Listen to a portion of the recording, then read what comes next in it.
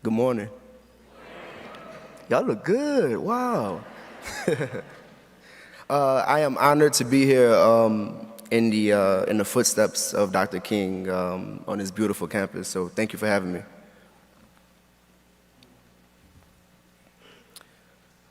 Dr. Martin Luther King had the audacity to hold up a mirror to this nation and not only show us what we were, but what we could be.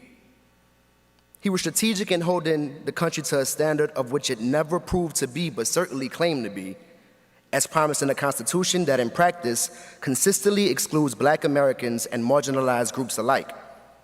He indicted racism, anti-Blackness, both on the surface and at the root, acknowledging the conditions that birthed these evils and radically, yes, radically, organizing towards our collective freedoms.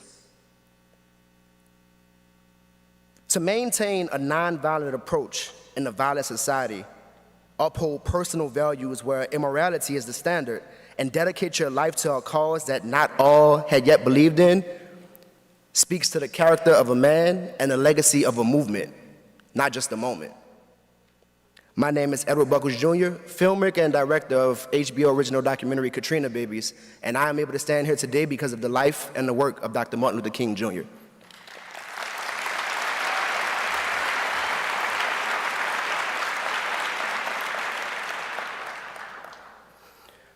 Growing up in New Orleans and learning about Dr. King in school, what I always remembered was the emphasis on his tactic of nonviolence and Dr. King as the most visible symbol of Black history. I learned about the marches, the boycotts, and of course, his I Have a Dream speech and leadership in the passing of the Civil Rights Act. Simultaneously, I was learning about various Black leaders such as Malcolm X and the infamous contrasts and comparisons made between the two. To some, Martin spoke to respectability and peace, while Malcolm spoke to the impatience and militance of younger Black generations.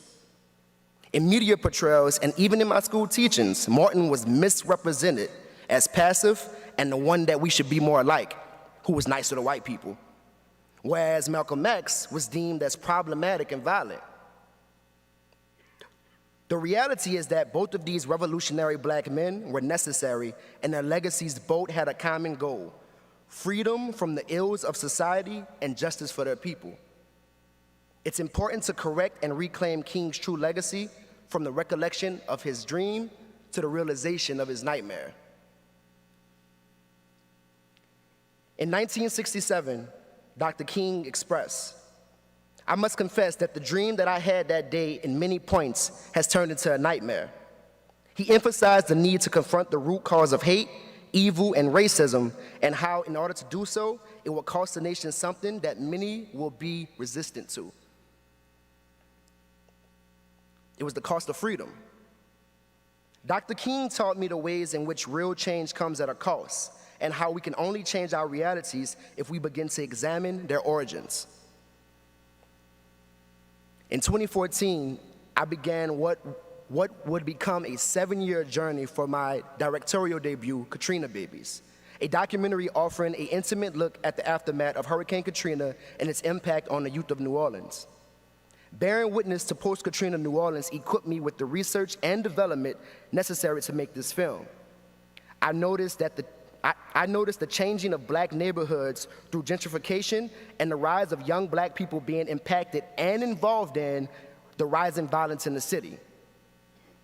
What troubled me the most was the dehumanizing ways that the media and most adults were blaming the youth for the trouble that they were getting into. And the cause always felt like it was something much, much more deeper than me. So when I became a high school teacher in 2015, I started to make the connections between students' behavioral problems and the unspoken trauma that they were carrying.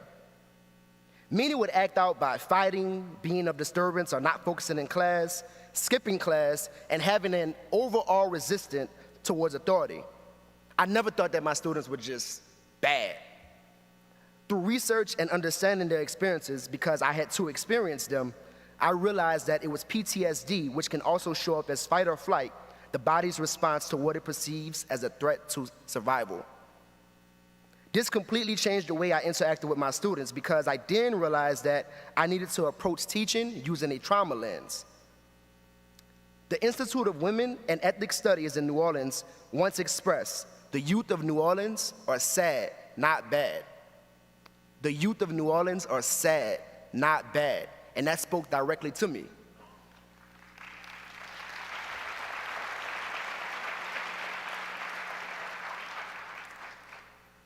This forced me to also look at my own age group and really unpack the ways that unaddressed trauma was showing up in our lives.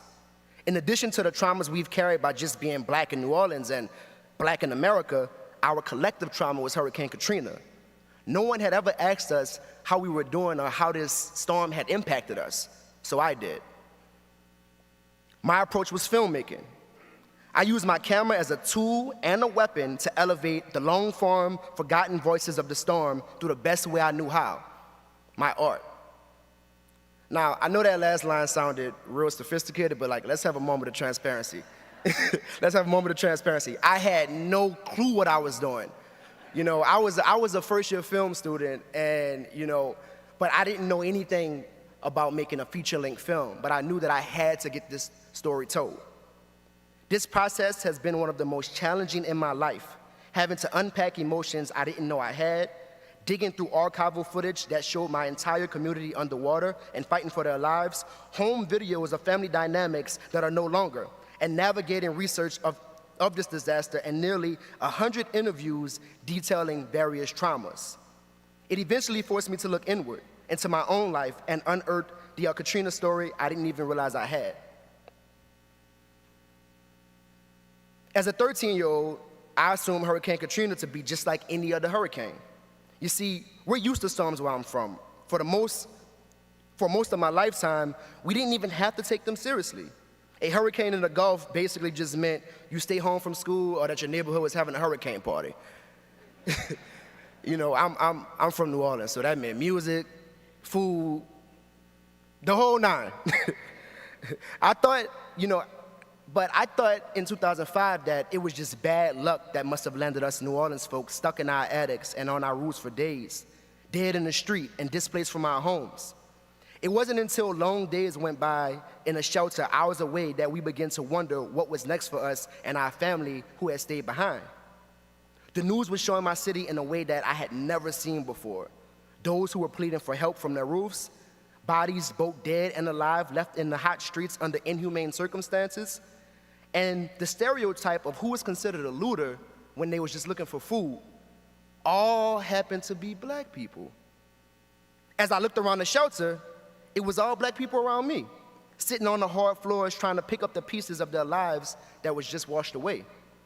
If I hadn't known what racism looked like before, I definitely knew then. Now, I've heard people deny this by saying, "So what are you saying, a hurricane was racist? Why you gotta bring color into this?" Well, the reality is that hurricanes and other disasters only exacerbate the inequalities that already exist. As Dr. King once said, we must see now that the evils of racism, economic exploitation, and militarism are all tied together. And you can't get rid of one without getting rid of the other. Like black and marginalized communities across the country, Black New Orleans has been disproportionately impacted by poverty, unlivable wages, trauma, environmental racism, lack of access to quality service and healthy foods. Should I go on? Race and equality long determined who was even able to evacuate during Hurricane Katrina. If you were part of a percentage that lived below the poverty line, being able to evacuate was based on whether or not you even had transportation, could fill up your gas tank, book somewhere to lay your head for an extended period of time, stock up on food, or even have enough money to do any of the above when you live in paycheck to paycheck. Race and inequality determine who had guns drawn on them by armed guards or who was gunned down seeking for help. Race and equality determine a slow government response to a predominantly black city in need. Race and equality determine which children were simply asked, "Are you okay?" or which children were thrown away because of how their trauma surfaced. Race and equality determine the mass displacement of black communities post-Katrina and has destabilized the village that once raised a child. Dr. King said, It is just as important to work passionately to get rid of the conditions that bring violence into being. Poverty, inequality, capitalism, and gentrification are all acts of violence. Poverty, inequality, capitalism, and gentrification are all acts of violence.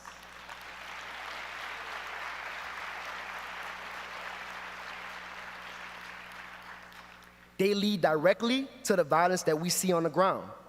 In the spirit of Dr. King's philosophy, Katrina Baby shines a light on the conditions that causes violence to be, because as he demonstrated throughout his work, in order to see a change in our communities, we must first eliminate the systemic hate, evil, and violence that breeds it.